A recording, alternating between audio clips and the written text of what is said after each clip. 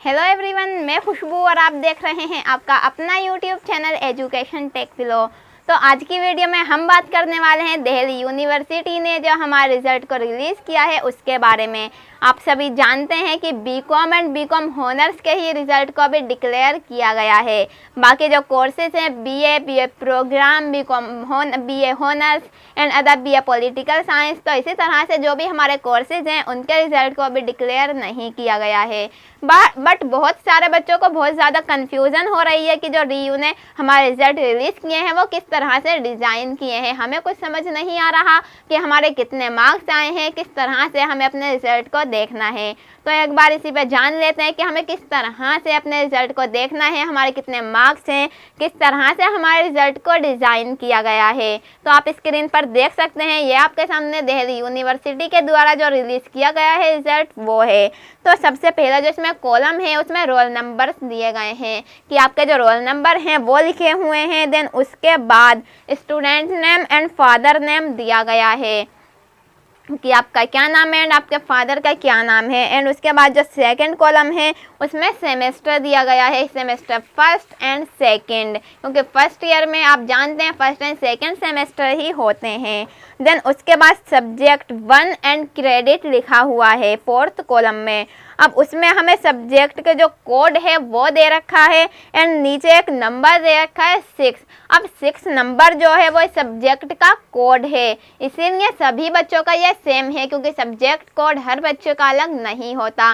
तो इसीलिए आप इसमें बिल्कुल भी कंफ्यूज ना हो कि ये आपके मार्क्स दिए गए हैं। ये मार्क्स नहीं है बल्कि ये तो सब्जेक्ट का आपका कोड दिया गया है। देन उसके बाद जो नेक्स्ट कॉलम है जिस पर T1 एंड GR लिखा है, T1 में एंड उसके बाद ग्रेड लिखा है। अब उसमें आपको ग्रेड दिए गए हैं कि आपके कितने ग्रेड आए हैं। तो आप देख सकते हैं जो हमने पहले का देखा है उसका नाम खुशबू कुमारी है, तो खुशबू कुमारी का हम रिज़ल्ट यहाँ पर देख रहे हैं तो उसके ग्रेड A+ हैं। देन सेकेंड सेमेस्टर के B दे रखे हैं। तो इसी तरह से आप देख सकते हैं जब हम सेकेंड कॉलम में जाएंगे इसके आगे तो GR1 और GP1 एंड CAP1 दे रखा है।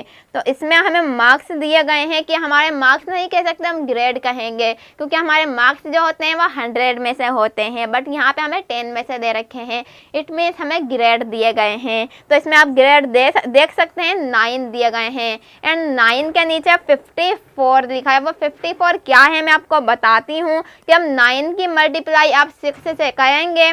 अब 9 जो है वो आपके ग्रेड है, बट जो 6 है वो आपके सब्जेक्ट का कोड है। तो अब 9 की मल्टीप्लाई जब आप 6 से करते हैं तो 54 आता है टोटल। तो इसी तरह से हमें ये दे रखा है।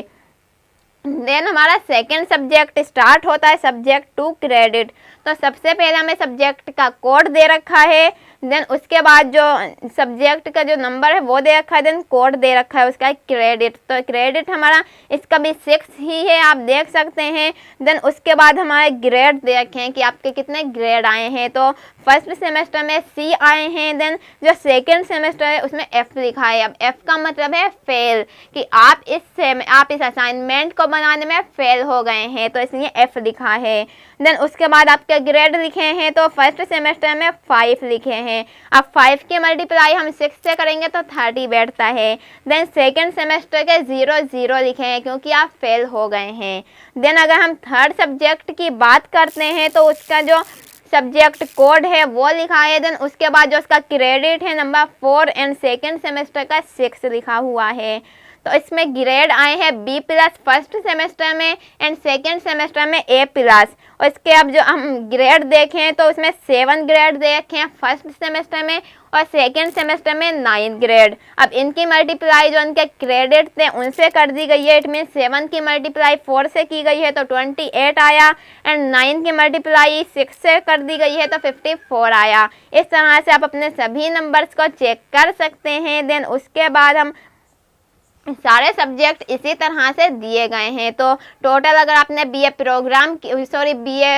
बीकॉम प्रोग्राम किया था तो आपके 4 सब्जेक्ट होंगे। अगर आपने बीकॉम हॉनर्स किया था देन आपके 8 सब्जेक्ट होंगे। तो आप सबके देख सकते हैं इसी तरह से।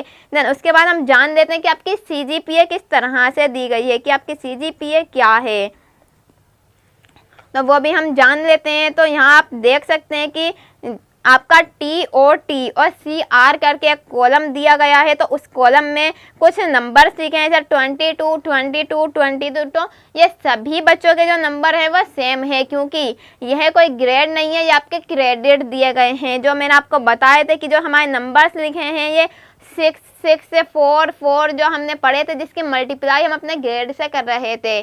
तो उन सभी क्रेडिट को प्लस करके ये हमें दिए गए हैं, जो कि टोटल 22 हुए हैं।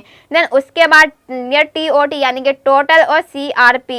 अब जो आपके जो टोटल ग्रेड आए हैं, जो टोटल नंबर्स आए हैं, उनको प्लस किया गया है।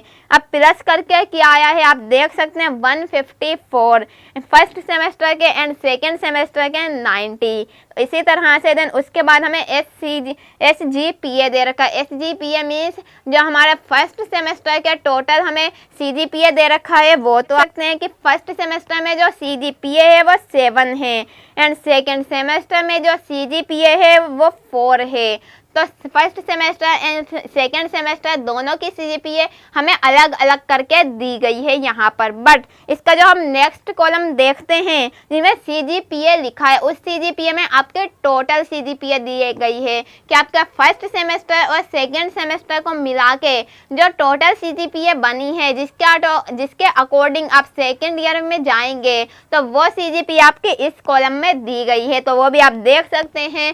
देन अगर हम बात करें पास फेल की, तो पास फेल को भी यहाँ पे लिखा गया है। जो हमारा लास्ट कॉलम है उसमें पास और फेल ही लिखा हुआ है। जो बच्चा पास हो गया है उसके पास लिखा है, देन जो फेल है उसका फेल। बट जो बच्चे 1 या 2 सब्जेक्ट में फेल हैं, तो उनका सिर्फ उसी सब्जेक्ट का बताया गया है कि आप इस सब्जेक्ट में फेल हैं, या सब्जेक्ट का कोड बताया गया है, आप खुद भी देख सकते हैं। अब जो बच्चे 1-2 सब्जेक्ट में फेल हैं वो सेकेंड ईयर में अपने असाइनमेंट को यानी कि अपने एग्ज़ाम को दे सकते हैं। बट वो इसी ईयर में नहीं रह जाएंगे, वो सेकेंड ईयर में जा सकते हैं। बट जिनके आगे से फेल लिखा है उन्हें फर्स्ट ईयर दोबारा से रिपीट करना पड़ेगा। तो आई होप कि आपको रिजल्ट के बारे में बहुत अच्छे से समझ आया हो। और वो बच्चे जिन्होंने असाइनमेंट बनाए ही नहीं थे उनका क्या, तो उनके बारे में अभी तक कोई भी नोटिफिकेशन नहीं दी गई है कि उन बच्चों को क्या करना है।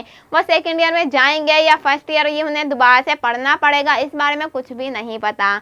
और जिन बच्चों का अभी तक रिजल्ट नहीं आया है वो थोड़ा सा वेट कीजिए, जल्दी DU की वेबसाइट पर आपका भी रिजल्ट रिलीज कर दिया जाएगा। और जैसे ही रिजल्ट डिक्लेयर किया जाएगा तो आपको उसके ऊपर भी एक वीडियो देखने को मिल जाएगी।